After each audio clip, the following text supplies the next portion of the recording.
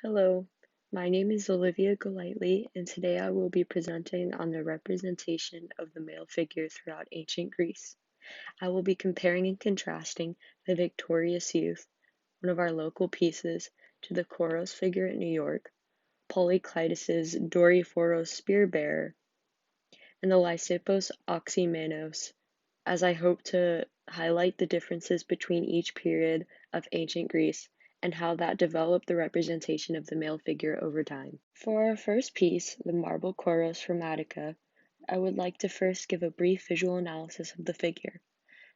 I would like to point out that this is from the Archaic period. Here we can see the simplicity in the overall design and many Egyptian influences. We can see these Egyptian influences through its rigid frontal stance, arms set to the side with clenched fists, left foot forward, and small supports connecting the fists to the legs. This piece does differ though from Egyptian pieces with its nudity, beaded hair, and lack of individuality, as the statue was not meant to identify any single person. As I stated earlier, this piece is a Koros figure, but what exactly does that mean? Well, a Koros figure is a Greek archaic period statue of a male young man. People looking to have a Koros of their own were usually people of the high aristocracy. As for why Egyptian and Greek statues differ during this period, the male nudity of the Koros can be attributed to the nude athletes of the Olympic Games, and the freestanding nature of the statue comes from the fact that the Greeks focused more on the display of forward motion than the statue's preservability. This is in much contrast to the Egyptian belief that the soul would live on through the Ka statue, making it necessary that the statue would last for a very long time. Polykleides' Doryphoros shows a great advancement in technique as we enter the early classical period.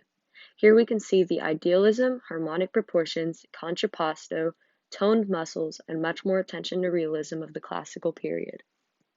You may be wondering, why was this statue so idealized? Well, Polykleides strived to make the perfect male statue, a canon that would hopefully make way for many future statues.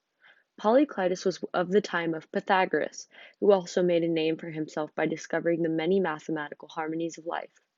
With a mathematical way of thinking and a whole bunch of ratios, the classical period of Greek statue making was dominated by idealism. I would like to point out to you, however, that this statue and the next statue I'm about to show you are both Roman copies of the original bronze casted Greek statues. Next, we have Lysippos' Apoxymenos, scraper. Made in the late classical period, this statue uses new ratios from Polykleides, making the head smaller and the body slimmer. We also see a nervous face, unbalanced stance, and non-frontal pose. Hired to create Alexander the Great's official portrait, Lysippos was the best of his time, known especially for changing the previous canon of Polykleides. This figure is especially different as it changes the normal pose of a Greek statue. Though maintaining contrapposto, this figure's balance is a little thrown off, aiding in highlighting the action of the figure, as well as suggesting that the figure could switch positions at any moment. We also see a sense of nervousness, a display of emotion rarely seen in past statues. Lastly, we have the statue of a victorious youth. Made during the Hellenistic period, we once again see contrapposto, though this time with an arm reaching to the crown himself with a wreath. To me, I find his expression puzzling, as I would expect someone as victorious as him to be a little more excited. His hair has a lot more detail than other pieces, and the figure also has muscles, though they don't seem overdone, much in contrast to the classical statues we've looked at. It also seems to resemble Lysippos' work more so than Polykleides's.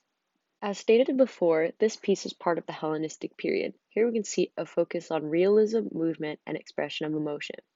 He seems pensive, almost as if the statue suggests that there are some brains to this brawn. His raised arm performs the action of crowning himself.